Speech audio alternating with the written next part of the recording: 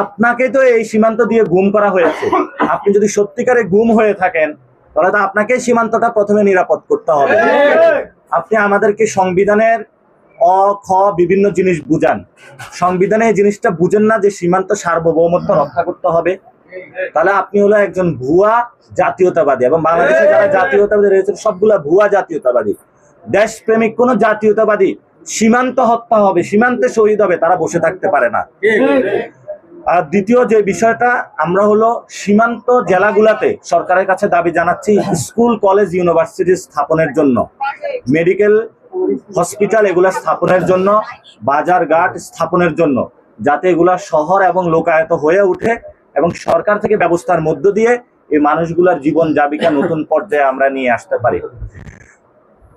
তৃতীয়ত একটি বিষয় হলো রাসূল সাল্লাল্লাহু আলাইহি উল্লেখ সেখানে স্পষ্ট উল্লেখ করেছে যে এই মুরসালিন এবং আরেকজন তারা সহ ১২ জন তারা চোরা কারবারের জন্য তারা মারামারি সেখানে, এবং সেখানে হচ্ছে বিএসএফের সাথে তাদের ধস্তাধস্তি হয়েছে, তখন হচ্ছে তারা গোলাগুলি হয়েছে।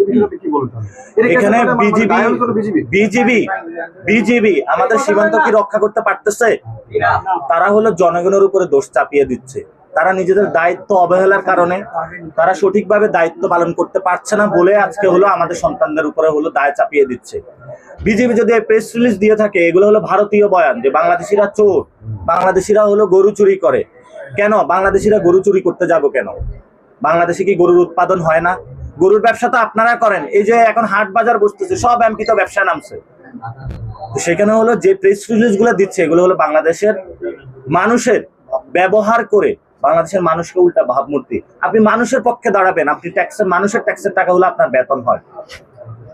আমাদের একটা সময় ছিল যখন পিলখানা হত্যাকাণ্ড হয়েছিল, এর আগে ছিল আমাদের শক্ত একটা শক্তিশালী বাহিনী, সেটাকে ভেঙে দেওয়া হয়েছে। এই জন্য আজকে তাদের থেকে এই প্রেস রিলিজটা আসে। এবং আমরা মনে করি এখানে অনেকে জড়িত থাকতে পারে, কিন্তু এটা তো সরকারের ব্যর্থতা। কেন এটা থাকবে এখানে? এটা তো সরকারের ব্যর্থতা যে কেন এখানে থাকবে। তো সরকার যদি এটা নারকোটিক্স কন্ট্রোল এখানে না করতে পারে, তাহলে তো সরকার এখানে হলো তার বৈধভাবে বসাক যে আমরা এখানে মাদক ব্যবসা করব, আমরা সরকারে আসছি, আমরা সীমান্ত মাদক ব্যবসায় করব। সরকার এটা বলুক তাহলে। আর সবচেয়ে বড় বিষয়, আপনি যদি কোনো অপরাধ করে থাকেন, যদি অপরাধ করেও থাকেন, আপনাকে গুলি করে হত্যা করতে পারে না। এটা হলো সীমান্ত আন্তর্জাতিক মানবাধিকার আইনের লঙ্ঘন। আপনার সেখানে বিচার হবে, আইন আদালত বলবে সে কি ছিল। আপনি তো প্রেস রিলিজ দিয়ে একজন মৃত মানুষের পক্ষে বলে দিতে পারেন না ও চোর ছিল নাকি ও ভালো ছিল। আপনাকে কে অধিকার দিয়েছে? এটা আইন আদালত আছে দেশে, আইন আদালত হলো সবকিছুর বিচার করবে। এই জন্য আমরা বলবো যাতে ভবিষ্যতে যদি কেউ কোনো খারাপ কাজ করে থাকে তাকে বিচার কাঠগড়ায় নেবেন। পুলিশ আছে, রাষ্ট্রীয় গোয়েন্দা সংস্থা আছে, বিজিবি আছে, আর্মি আছে, তারা হলো এটার একটা স্টেপ বা মেজার নিবে। কিন্তু এভাবে ঢালাও ভাবে সকলকে বক্তব্য দিতে পারে না। কারণ আপনারা কি অবস্থা দেখেন এখানে, এটা আপনারা ভালো বলতে পারবেন। মনে করেন এটা তো আপনারা সবাই মনে করেন আমাদের সীমান্ত তো নিরাপদ না। এই যে আপনার পশ্চিমবঙ্গ সরকার বলতেছে যে হিন্দুরা এখানে আসতে পারবে, বাংলাদেশ থেকে অনুপ্রবেশ করে। তো শেখ হাসিনা কি বাংলাদেশি না, নাকি শেখ হাসিনা ইন্ডিয়ান? তো বাংলাদেশি হলে সে অনুপ্রবেশকারী না? তাহলে শেখ হাসিনাকে বাংলাদেশকে ফেরত দেওয়া হোক। আওয়ামী লীগের সব নেতা কর্মী নিউটাউন মডেলে যা ঘোরাফেরা করতেছে না, তাহলে তাদেরকে নিরাপত্তা দিতেছে। এবং যারা সাধারণ মানুষ, যারা 30, 40, 100, 2000 বছর ধরে ইন্ডিয়াতে থাকতেছে, তাদেরকে বলতেছে অনুপ্রবেশকারী। এটা তো ভারত সরকারের দ্বৈত নীতি। এই জন্য আমরা বলবো আপনারা আমাদের এই সন্ত্রাসীগুলারে ফেরত দেন, আমরা তাদের একটু বিচার করি, তাহলে ইনশাল্লাহ ভবিষ্যৎ থেকে বাংলাদেশের এই ধরনের কোনো ঘটনা ঘটবে না। এই জন্য হলো ভারত যদি এখানে উত্তেজনা ছড়াতে চায়, তাহলে দক্ষিণ এশিয়াতে নতুন কোন রাষ্ট্রের উদ্ভব আমরা অবাক হব না। আমরা এই শহীদ ফ্যামিলি থেকে আজকে ওনাদের মা বাবা নিয়ে এটার বিচার দাবি করছি। ইনশাল্লাহ সরকারকে বলবো আগামীতে 1-2 মাস পরে জাতিসংঘের অধিবেশন আছে, সেখানে নির্দিষ্ট কনফারেন্স আছে, এবং এই যে আমাদের ফরেন মিনিস্টার আছে, ওনার নাম কি যেন, খলিল, মিস্টার খলিল, উনি আল্লাহ জানে কই আছে।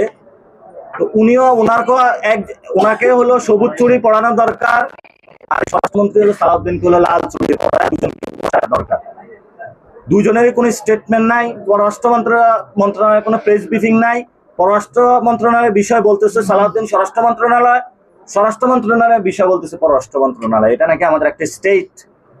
আমরা একটি স্বাধীন স্টেট চাই, আমরা 24-এ রক্ত দিয়েছি নতুন ভাবে বাংলাদেশের ঘুরে দাঁড়ানোর জন্য। ইউনূস সরকারের সময় বাংলাদেশের সত্য ফরেন পলিসি নিয়েছিল, কিন্তু এখন সরকার এসে আবার ভারতের কাছে আত্মসমর্পণ করতেছে। জিয়াউর রহমানের ছেলে কখনো ভারতের কাছে আত্মসমর্পণ করতে পারে না। জিয়াউর রহমানের বলেছিল রিভল্ট, তার ছেলে আজকে হলো ভারতের কাছে গিয়ে আত্মসমর্পণ করতেছে। এই জন্য আমরা তারেক রহমানকে বলবো, প্লিজ ডোন্ট ডু দিস। সীমান্ত নিরাপদ রাখুন, বাংলাদেশকে নিরাপদ রাখুন, নাহলে আপনার গদি থাকবে না। এবং এই সীমান্ত হত্যা, এক একটা সীমান্ত হত্যা আপনার এক একটা গদির চেয়ার নড়ে যাবে। এই যে এক একটা পায়া, এক একটা লোক এখানে আহত হবে, নিহত হবে, আপনার এক একটা হলো পায়া হলো খুলে যাবে। এবং এটাতে আমরা স্ট্রং বয়, যদি আর কোনো সীমান্ত হত্যা হয় ভবিষ্যতে, আমরা কিন্তু সীমান্তে লং মার্চ করব। সরকার এটা ট্যাকল দিতে পারবে না। এই জন্য সরকারকে আগে বলবো, আপনি উদ্যোগ নিক, আপনি ভারতীয় সাথে বসুন। ইলেকশনের আগে বসতে পারছেন যে আপনাকে ক্ষমতায় আনার জন্য, এখন আপনার বসতে হবে। তাদেরকে একটু ফোন দেন। স্বরাষ্ট্রমন্ত্রী বলছে যে তাদের সাথে আমাদের যোগাযোগ আছে। তাহলে পশ্চিমবঙ্গের সরকারের সাথে যোগাযোগ নাই কেন? পশ্চিমবঙ্গে কি আপনারা মমতার সাথে যোগাযোগ রাখছিলেন এতদিন? এই জন্য সরকারকে বলবো দ্রুত আপনারা এই উদ্যোগটা নিন, তাহলে হয়তো বাংলাদেশ নতুন জায়গায় যেতে পারবে। ভাই একটা প্রশ্ন হচ্ছে যে ভারত